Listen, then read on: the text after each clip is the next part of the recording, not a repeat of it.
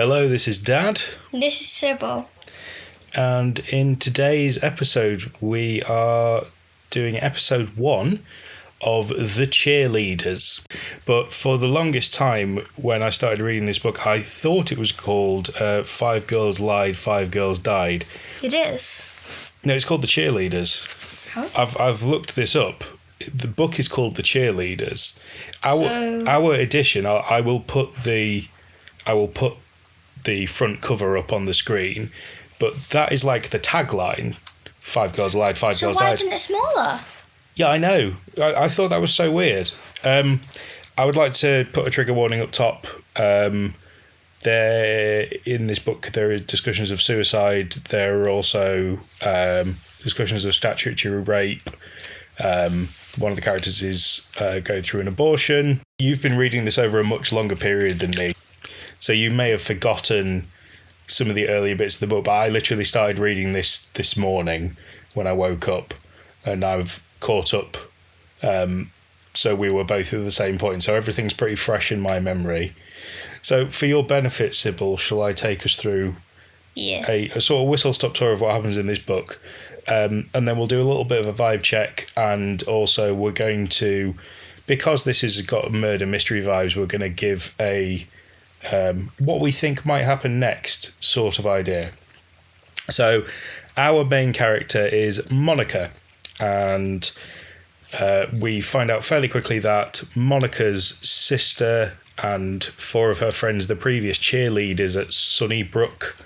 So 5 of them die in various circumstances. 2 are killed in a car crash, 2 are murdered, and 1, who is Monica's sister Jen, commits suicide.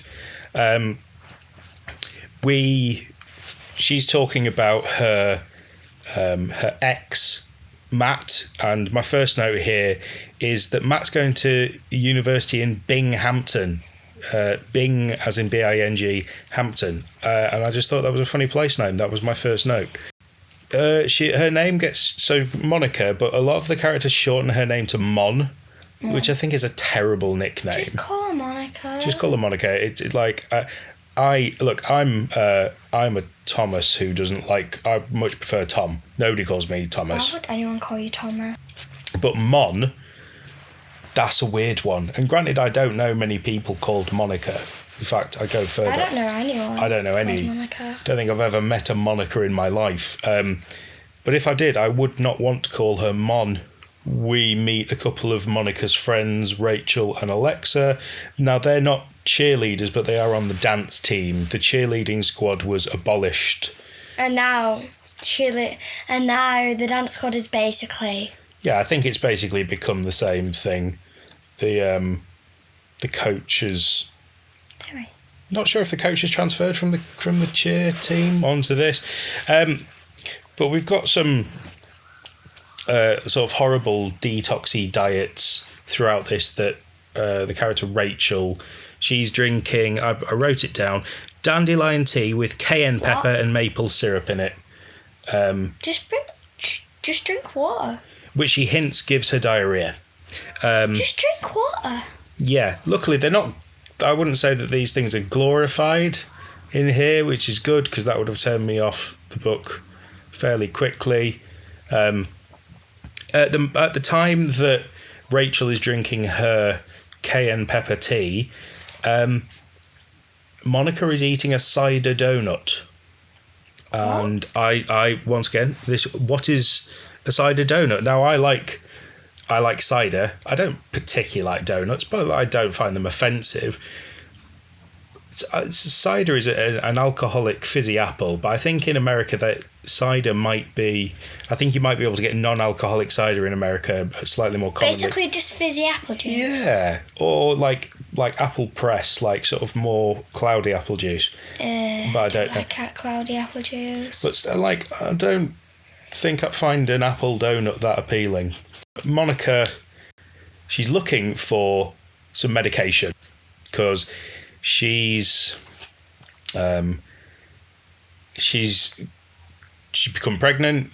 She's ended up sleeping with a much older man. I can't remember what I think there's 8 years. Brandon, who's a cross-country coach, who she met through a summer job. She's 16 at this point. She doesn't. I don't know if she turns 17 later in the book, but she's 16 at this point. And he is like, I think she says 8 years older than him. So I mean,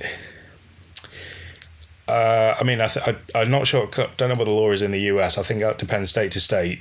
But if she's technically underage, even if that is consensual, then that's called statutory rape.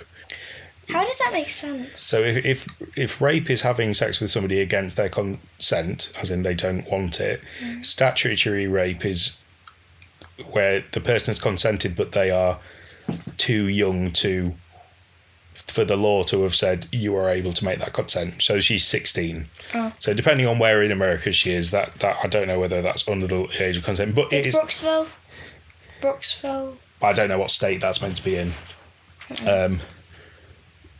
But anyway, it's definitely, there's a big imbalance of power in the relationship. It's yucky. I'm not a fan. Brandon has ended up working as a teacher in the school that she's at, so he's like one of the coaches now. So we can see the big imbalance of kind of power and the gap between them. So she's looking for some medication because she's taking the pills for her abortion, making her feel awful. She knows that her stepdad, Tom, was taking some pretty hefty painkillers from a surgery that he had.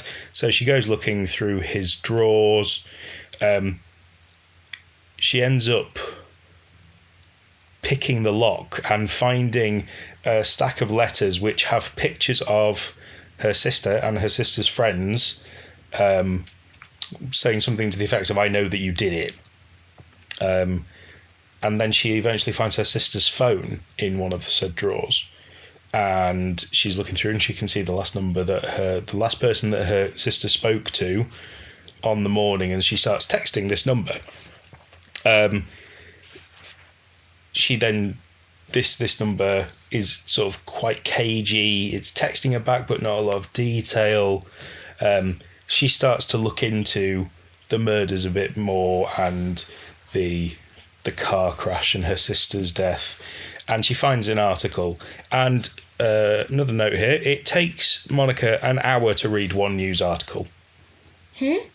Yeah, no. So she goes. How long is the article? Well, I mean, it's either really, really long, or your attention span's awful and you keep getting distracted, or you're just really meticulously going over each word, really considering its impact. She decides that she's going to go meet this journalist who's called Daphne. Daphne says that she felt that the investigation was rushed into the murders in particular, and the person who was blamed for the murders was the neighbour of one of the girls, Jack Ethan. Canning. Oh no. Who was shot by Tom, Monica's stepdad. I don't know why she doesn't tell. I think she tells her stepfather about this once. She does. She tries to talk to him about the murder, and he loses his temper. I think he's talking about. I mean, she says it's the only time he's ever discharged his service. So it's the only time he's ever fired his gun in the line of duty, and he's killed somebody, and it's clearly quite a traumatic point for him. So he loses his temper, shouts at her, tells her basically to drop it. So she kind of has to drop it. She ends up finding a poem that somebody's written, Jen, her sister, in her sister's possessions in the basement. So from this, she goes and sees one of the teachers at school. She works out basically who this person probably is. It's a guy called Ethan McCready. At some point she finds out that in the house that's under construction across the street, this person has been watching the house, and they leave them a note in there, which was a note that was written between this person, Ethan McCready, and Jen. It's creepy. Yeah, well, I mean, so that would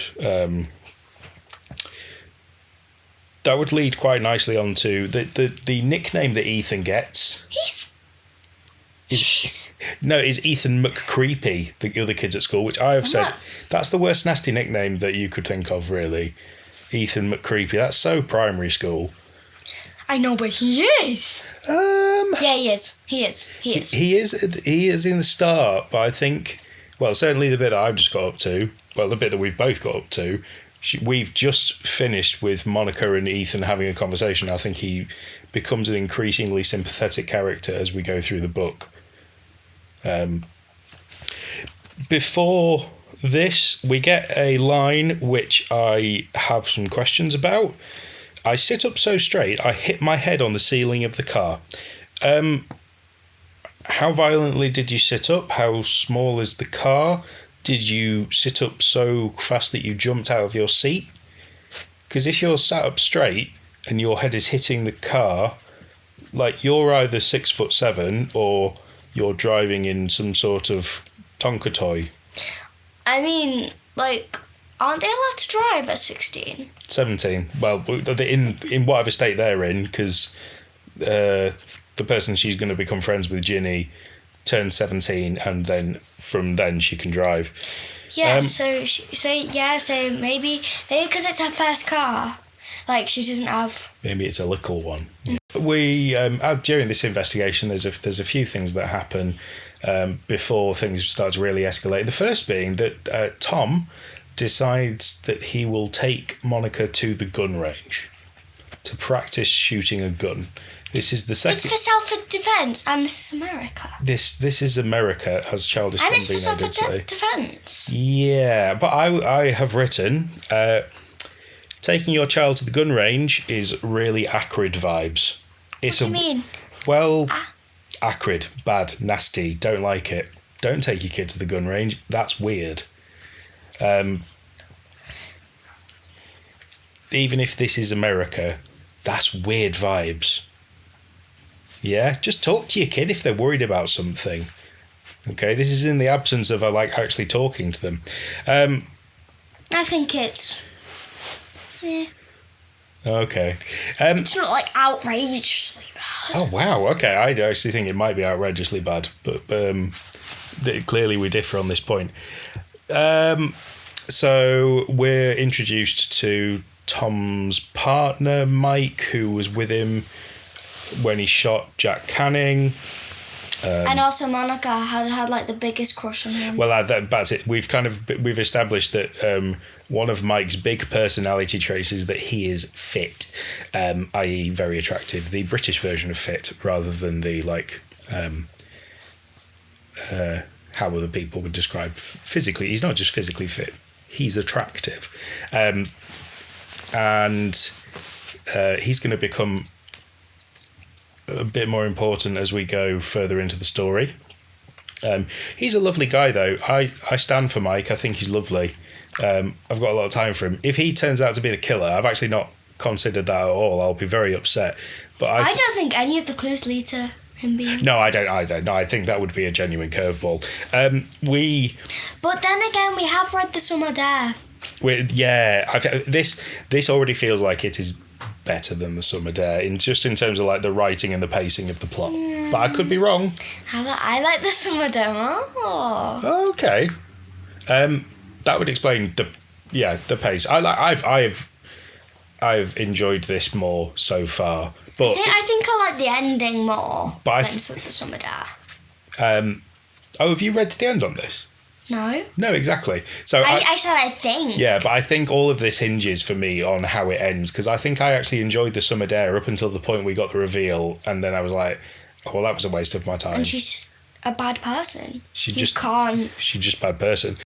Essentially, she becomes good friends with a girl called Jimmy Cordero, who is on the yearbook staff. She's helping make the yearbook. I just imagine. Are you imagining Ginny Weasley? Yeah. Yeah. I sort of am. Yeah, bright. I mean, not bright ginger hair, but auburn. I think I am imagining bright ginger hair. I think they might describe her hair, but I'm like, oh no, she just looks like Ginny Weasley. Yeah. So we've got Ginny. Ginny has had interactions with with Jen, Monica's sister, before, and so Monica seems to find it easier to spend time with her rather than going through this very kind of secretive process with her friends Rachel and Alexa, who we see less and less of in the book and are kind of less and less interesting. And she just, like, they actually just seem like sort of pretty rancid people from what I've seen of them so far. I think they're fine. They're just, like, Alexa particularly, just, like, they both seem... I think that's maybe unfair. They seem very wrapped up in their own stuff, which is fine. Like, you're a teenager, that's the thing. They have a lot of stuff going on. I think at one point, like, they're annoyed. Oh, yeah, she worries about because she's just straightened her hair and it's raining. Yeah. I mean, yeah. If you just straighten your hair, it took a lot of time to straighten your hair. Yeah, okay. Annoying. And if it's raining, that's really annoying. One of them's annoyed because they can't do a triple pirouette. Like, I can't do a triple pirouette. Never bothered me, pal. I'm really chill about it. Well, they're on the dance team, so it's different.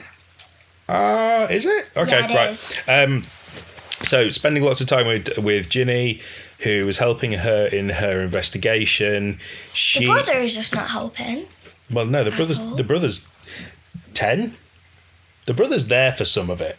Pt. Pt plays Clan Wars a lot. That is mentioned a lot.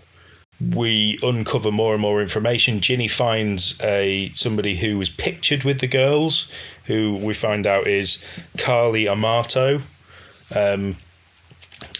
We've been flashing back occasionally to Jen's story. These bits I don't enjoy as much. I do. But I don't think that those times reveal anything to us that the main story doesn't end up revealing. So... it reveals it. It gives us a little hint. Yeah, I would prefer like more distinction in the writing style because they're told from a first person point. Are they told from a first person point of view? I can't remember. Yeah. I like it being told from a first person. I have absolutely no issue. I don't mind it being told in a first person point of view, but I'm saying that you could have more difference between Monica's sections and Jen's sections. And I feel like there's not a lot of distinction there. Do you know what I mean? Like you could do like a different writing style. Yeah, even if there was, I mean, honestly, even if a publishing choice like that was the case, but I do think just in terms of the voice that's used for Jen sections and Monica sections, yes, they're sisters, but we're kind of painted a picture of them being quite different people, especially from Monica's point of view. The investigation, we find out about this Carly Amato character who turns out has been kind of giving some sort of kind of prescription medication to Juliana, who's one of Jen's friends. They are getting into some mysterious pickup truck. Okay, so Jen wrote a note to herself saying, "I'm not okay." Mm-hmm. Then Ethan just wrote on it saying, "Do you want to talk to me about it?" Like, just go up to her and say that. You don't need to, like... He's very nervous, bless him. I know, but like... He's also a little bit creepy. Yeah, I know. Anyway, so... we're about to escalate things. We go and meet Carly Amato. Not very interesting, but we find... really... But Carly Amato talks about the list, which Ethan McCready has made. It has most of the cheerleaders. 7. Wait, maybe it's just the 5. Well, it's not because it doesn't have Jen on. I know, but like... I know, but like all the other ones like died like by like it wasn't their fault. Yes, but I think that the information that we haven't found out is going to give us the answer as to why Jen died, and I think there is a good chance that it will turn out that she didn't commit suicide. What? That's the vibe I'm getting. So I know, but like she said to herself, "I'm not okay." It didn't look that she didn't like it. Yes, but I think there is a difference between feeling depressed and anxious and that leading to suicide. I think that's quite a different. That's quite a step to take.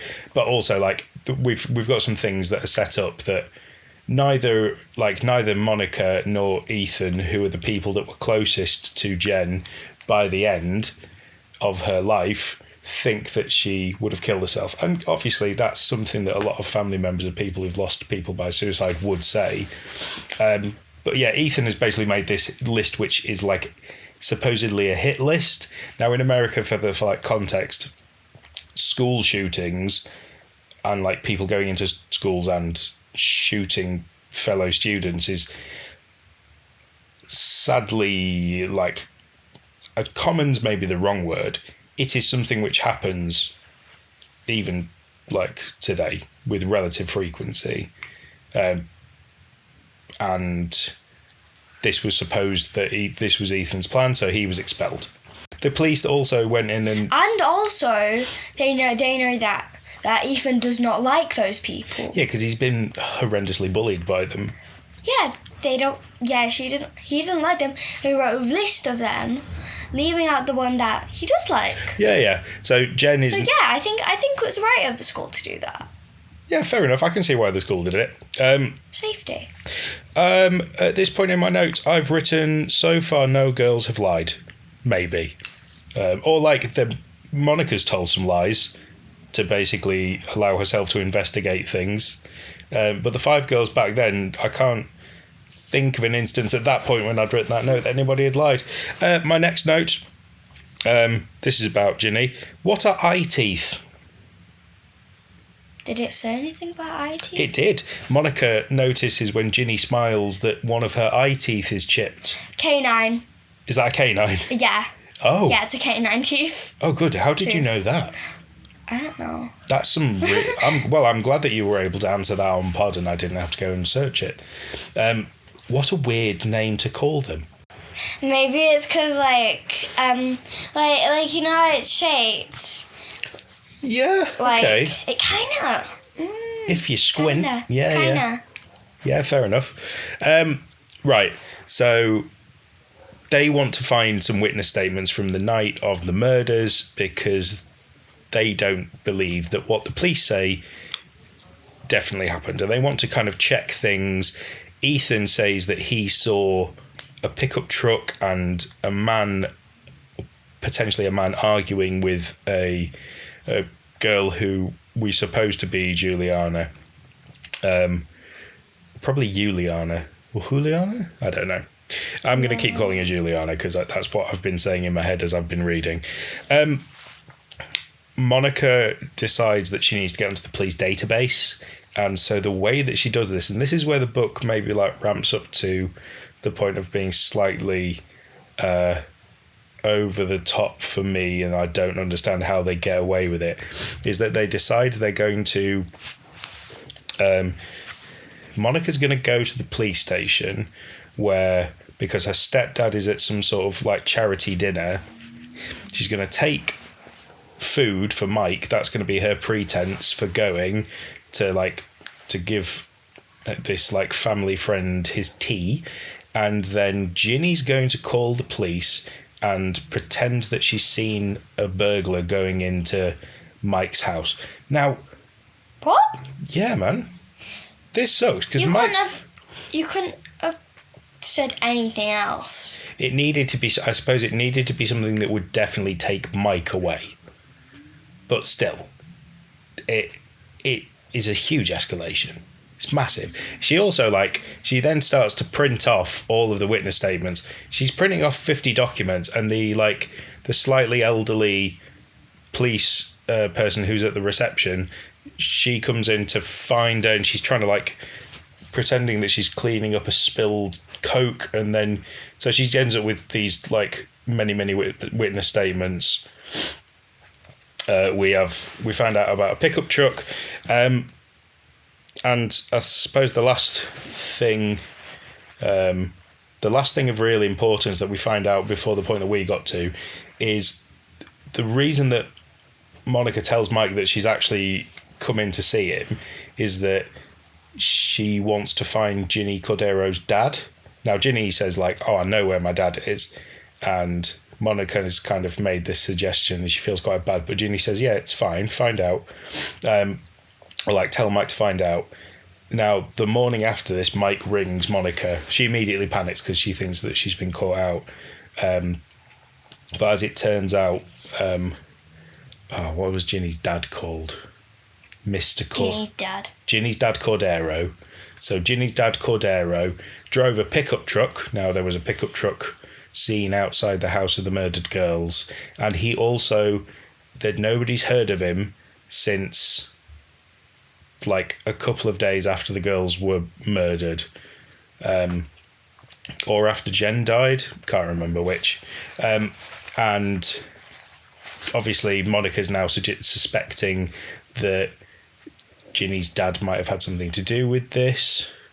I personally don't think it will be. No, I think we've got too much of the story left. Yeah, and also like we've got clues on other people, but we're focusing way too much on him, and there's like, I don't know, like 50 more pages to go. Yeah, well, I think this is the thing when you're watching a film and you pause it to see how much of the film's left, because you're like, oh, have we got the answer yet? Or have I got another twist coming? Knives Out.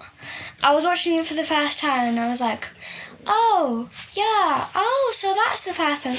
But then I paused it to go get a glass of water or something, and then I saw that there was still like half the movie left. And I was like, we got more twists coming. So Ginny's hiding something, but I think Ginny is the most sympathetic character in this. I much prefer her to Monica. I'd like the Ginny cut of this particular story. Wait, what if... No. What if Ginny did it? So... I mean, she can't have done... Oh, yeah, and what about that bit where you go back and they're at the dance and they're like at the cheerleading thing and they went into the car? Yeah, so back in the past, Jen follows Juliana. She's talking to Carly Amato. She's given her some sort of prescription medication that they're using as a recreational drug, and then they get into some guy's pickup truck. So we've got pickup truck at the murder scene. Could be linked to the crash. Ethan McCready says, he thinks that their car was followed by some guys in a pickup truck that they saw at the gas station. So we've finished and recorded this episode, I think, at the perfect point. I've been very annoyed because I had to stop reading this at the point where Sybil got up to, while Sybil went and watched a film with my wife. Yeah, so I think the reason I've really wanted to carry on with this and find out, I would like us to posit who we think might have done it. So I think everything so far, I think I might have ruled out Ethan now. I don't think Ethan did it. For the longest time, the book was trying to convince you that Ethan probably did it. And if it does that at the start, then it's not going to be them. Unless you're going to... Or if they give a glimpse of them at the start. You're going to bring it round at the end. It could still be stepdad Tom. You seriously think it's him? Well, no. He's the police officer. Yeah, but he's also like... There are things that he's kind of not done that he could have done, and not followed up that he could have followed up. And he was first on the scene at all of the things, apparently. I don't think so. He seems to be portrayed like a good person. Who it feels like at the moment the book is hitting very, very, very, very hard in the way of Ginny's dad.